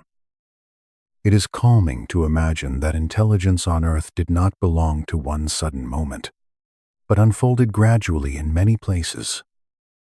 A sharper sense of distance in a hunting animal, a better ability to coordinate movement, a more nuanced reaction to sound, motion, or the behavior of others nearby. These are small steps, but life often changes through small steps. A Jurassic theropod moving through a forest edge may have relied on more than teeth and legs alone. It may have read the behavior of a herd, recognized the difference between confidence and weakness, chosen an approach path with care, and adjusted its plan in motion. Some scientists think certain theropods may also have shown elements of social behavior, though the degree and consistency of that behavior are still studied closely. Trackways and bone beds suggest possibilities. Perhaps some moved in groups at times. Perhaps some tolerated each other around food or followed common routes. The fossil record gives suggestions more often than certainty, and there is a kind of peace in letting those suggestions remain open. The same softness belongs to the question of coordinated hunting. Popular imagination sometimes rushes too quickly toward dramatic pack scenes, but ancient life does not need exaggeration to be interesting. Even a modest degree of situational awareness among multiple animals would have mattered. If 2 or 3 predators learned to respond to the same fleeing movement, if one individual's advance nudged prey toward another's advantage, that already tells us something important about behavior. It suggests a world in which cognition was slowly becoming more layered. And there are other signs, quieter still, that speak not of hunting, but of care. The Jurassic was not only a world of feeding and survival, it was also a world of eggs, nests, waiting, and beginnings. Reproduction in dinosaurs took many forms, and much remains under study. But the broad picture is rich and deeply human in the emotions it can stir. Eggs were laid in earth, in sediment, in arranged nesting grounds. Some may simply have been buried and left to warmth.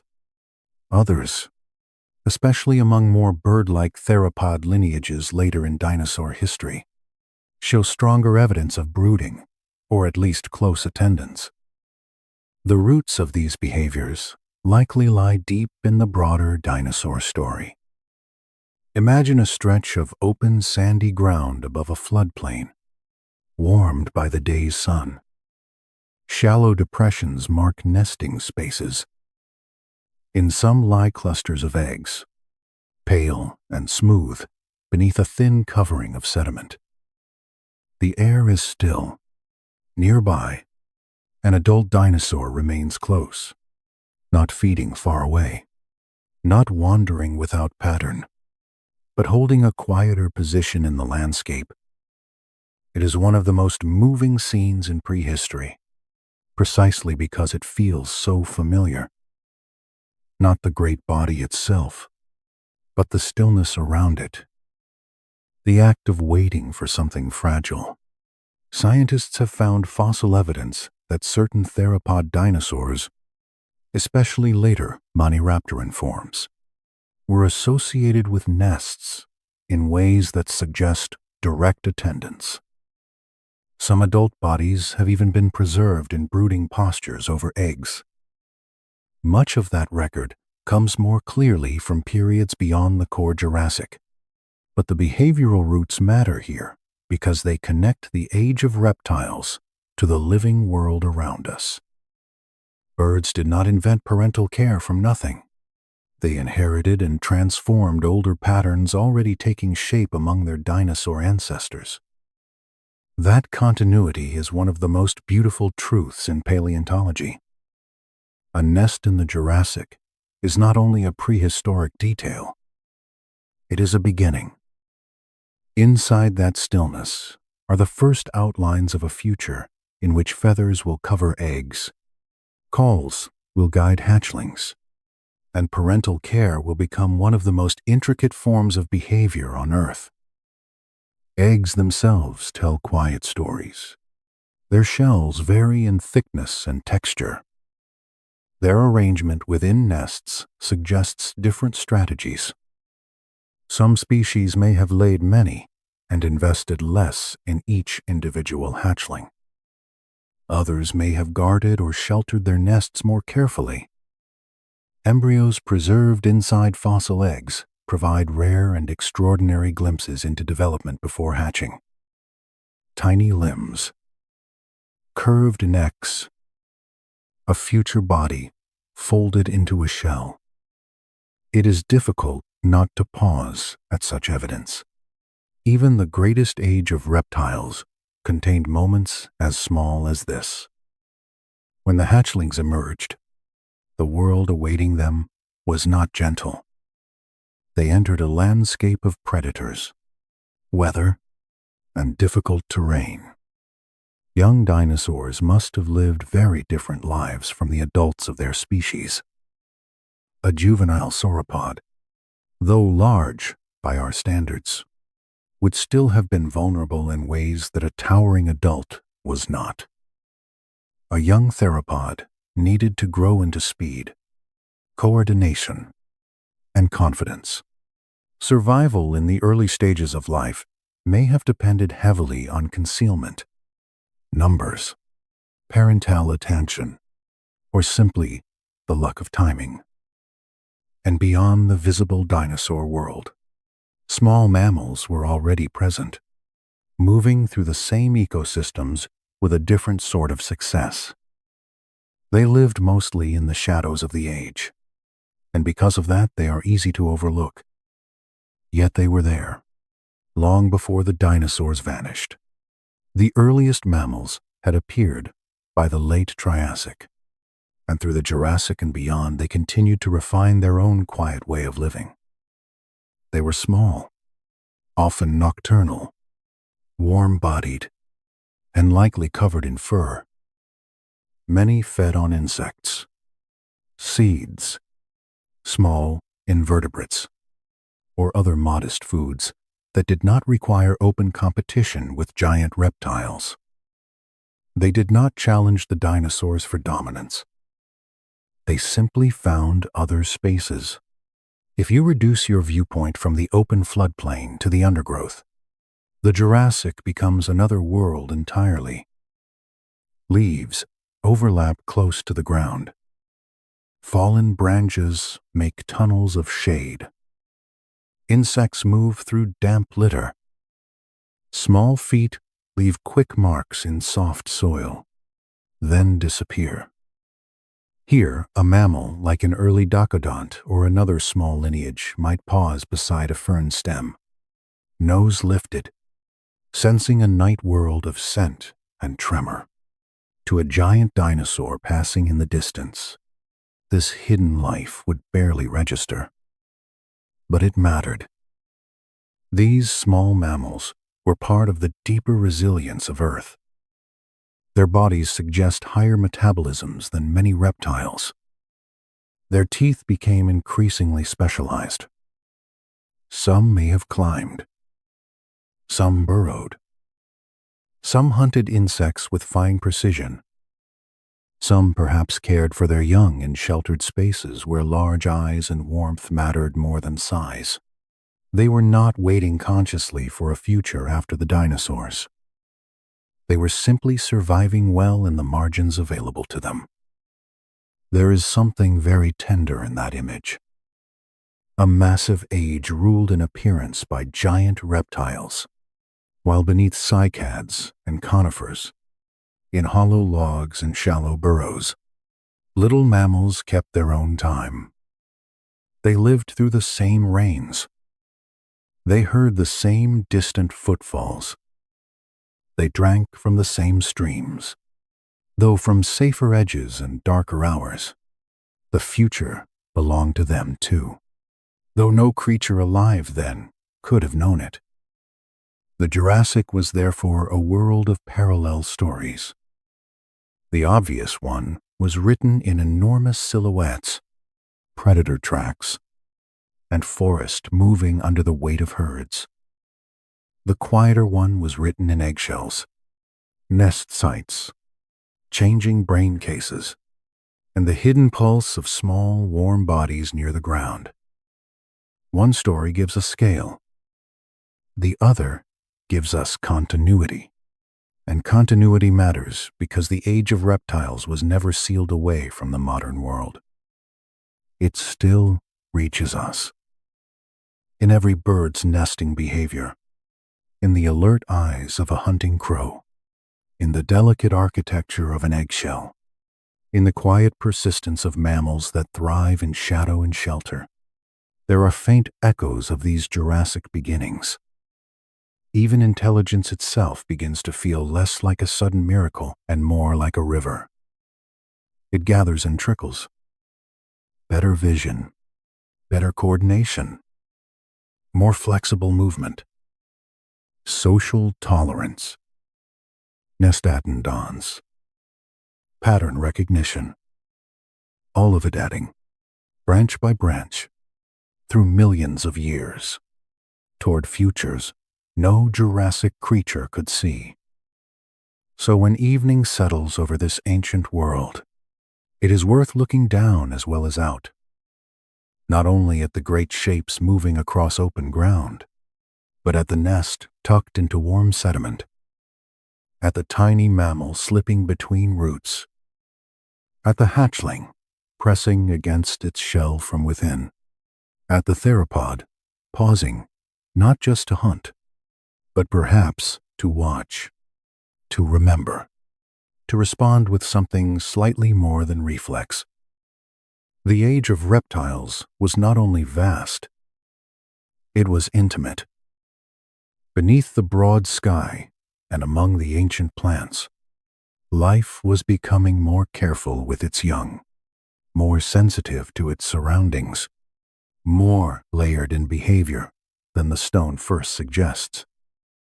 And in those quieter transformations, another kind of future was already waking. By the later Jurassic, the world still looked immense and alive, but the balance that had supported so many giant forms was never fixed forever. Earth does not keep any age unchanged. Forests spread and withdraw. Seas rise and shift. Climate drifts. Continents continue their slow separation. Species flourish for a time, then meet new pressures they were never designed to endure. The Jurassic, for all its green abundance and reptilian splendor, was moving gradually toward a different chapter. At first, those changes may not have seemed dramatic from within the lives of the animals themselves. A coastline inches farther inland over generations. A floodplain that once remained wet for long seasons begins to dry more often. Certain plants become less common in one region and more common in another. The old routes to water lengthen. Warmth changes in character, not simply becoming hotter or cooler everywhere, but shifting in rhythm and distribution.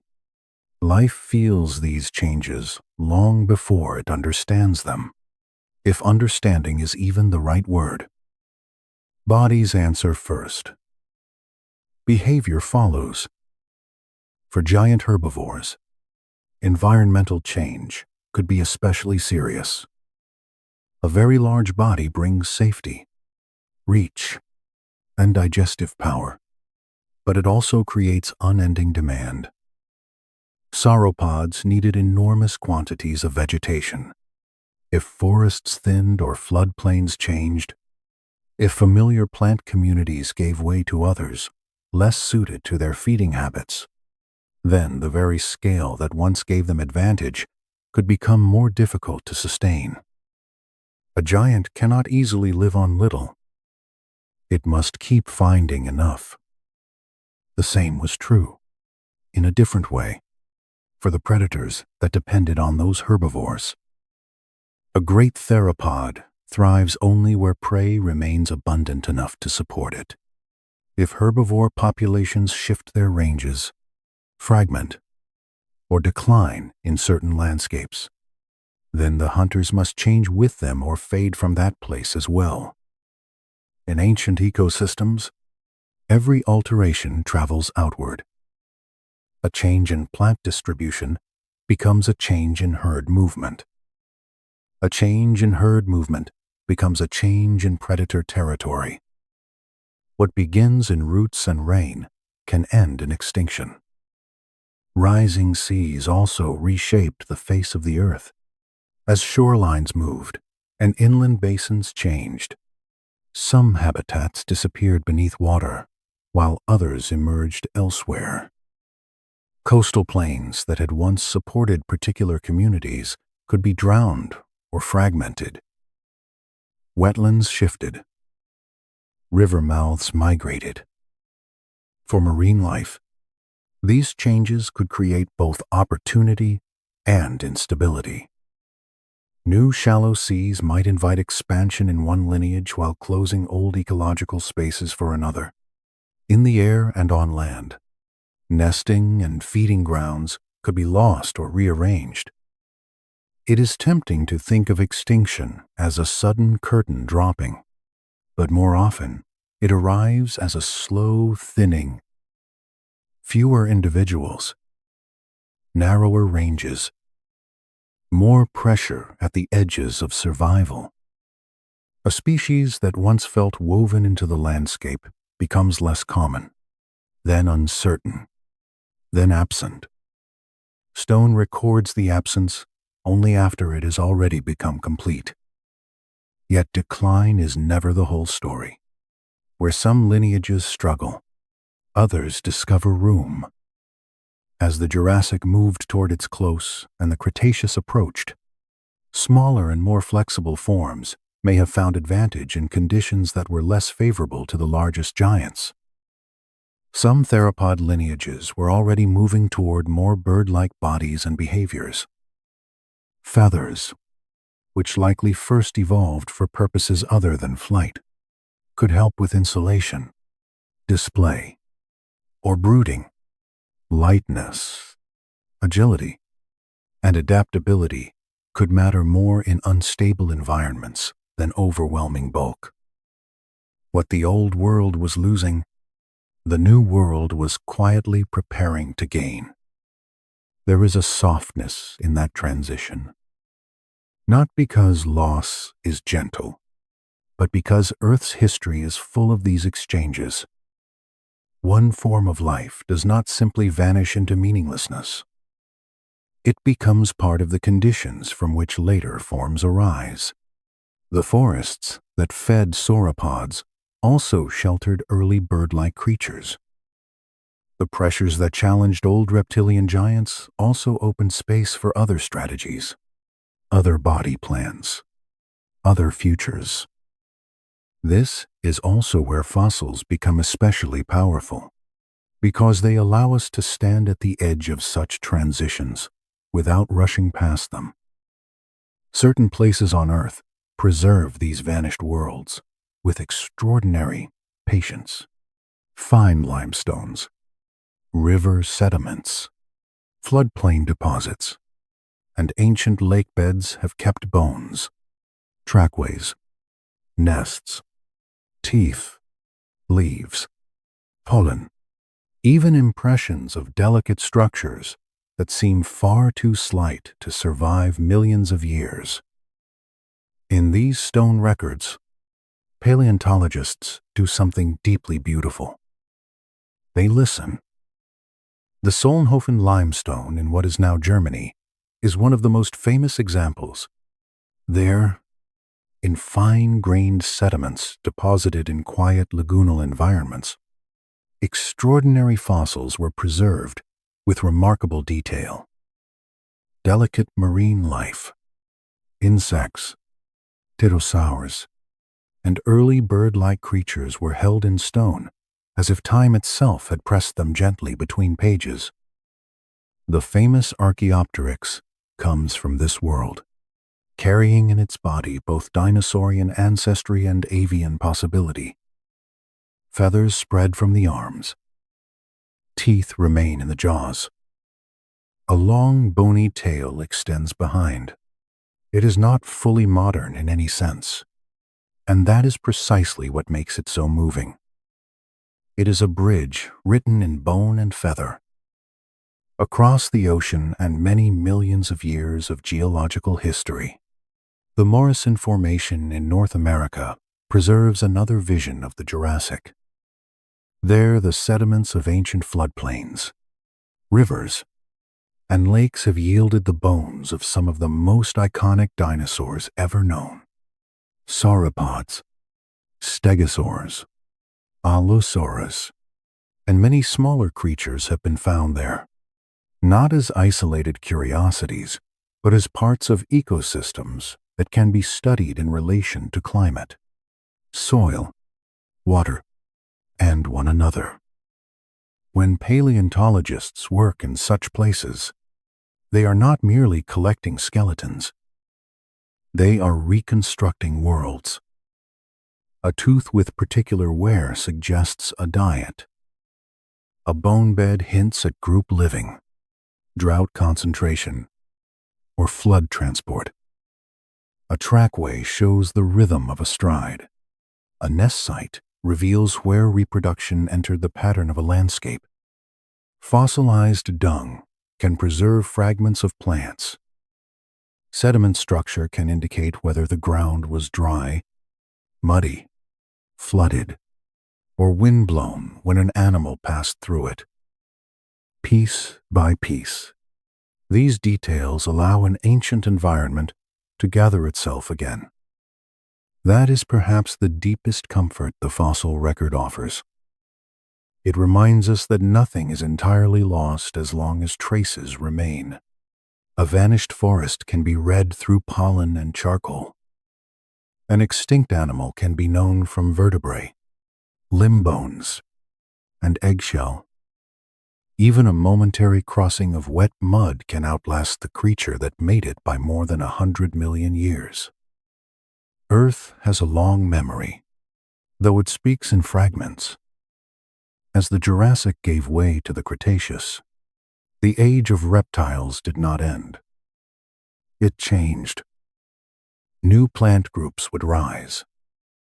New dinosaur lineages would diversify. New marine reptiles would appear. Birds would continue their slow and extraordinary expansion from theropod roots. Mammals, still small for a long while, would persist in the margins, carrying forward their own hidden strengths. The old giants of the Jurassic would not all continue unchanged, but the broader legacy of their age would flow onward. This is what makes the close of the Jurassic feel less like an ending and more like a long exhale before the next movement of the Earth. The famous animals we love from this time, Diplodocus, Brachiosaurus, Stegosaurus, Allosaurus, do not stand alone in history. They are chapters, magnificent chapters, certainly, but still part of a much larger book written by climate, tectonics, evolution, extinction, and renewal. If you imagine the end of the Jurassic as evening rather than catastrophe, the mood becomes easier to hold.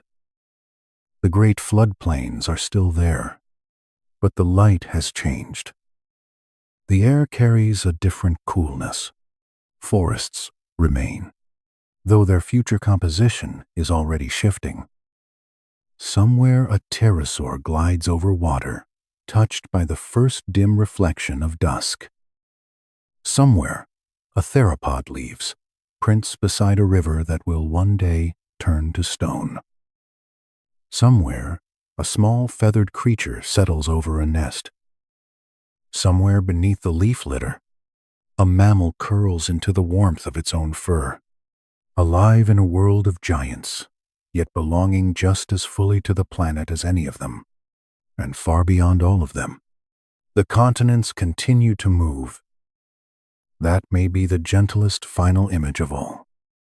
Not a battle, not a fall, just a world in motion. Shorelines changing, mountains rising slowly, seas entering basins, sediment covering bone, plants receding disturbed ground, one age leaning toward another with the patience only geology can possess. The Jurassic leaves us with a sense of scale, yes, but also with humility.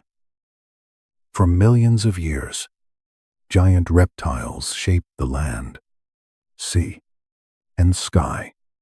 They fed, nested, migrated, hunted, and vanished. They seemed, for their time, to define the earth itself. And yet, the earth continued, carrying their legacy into birds, into ecosystems, into fossils that would one day be lifted from rock by careful human hands. So the story does not close in silence. It closes in continuity. The age of reptiles remains with us in every feather, in every fossil bed, in every museum hall where a skeleton rises again beneath soft light, and in every stretch of badlands where stone still holds the memory of a wetter, greener, older world. The Jurassic is gone, but it is not absent. It lingers in structure, in descent, in the shape of life that followed. And if you have drifted with this world long enough to feel its pace, then perhaps its greatest lesson is a quiet one. Nothing on earth lasts unchanged, but nothing disappears without leaving something behind. Forest becomes stone. Reptile becomes bird. Buried bone becomes understanding. A vanished age becomes part of the way we see the living world. The land keeps moving. The sky keeps opening. The sea keeps remembering. And somewhere, beneath all the changes of time, the old Jurassic world still rests, patient as ever, in the deep, layered memory of the earth. Good night.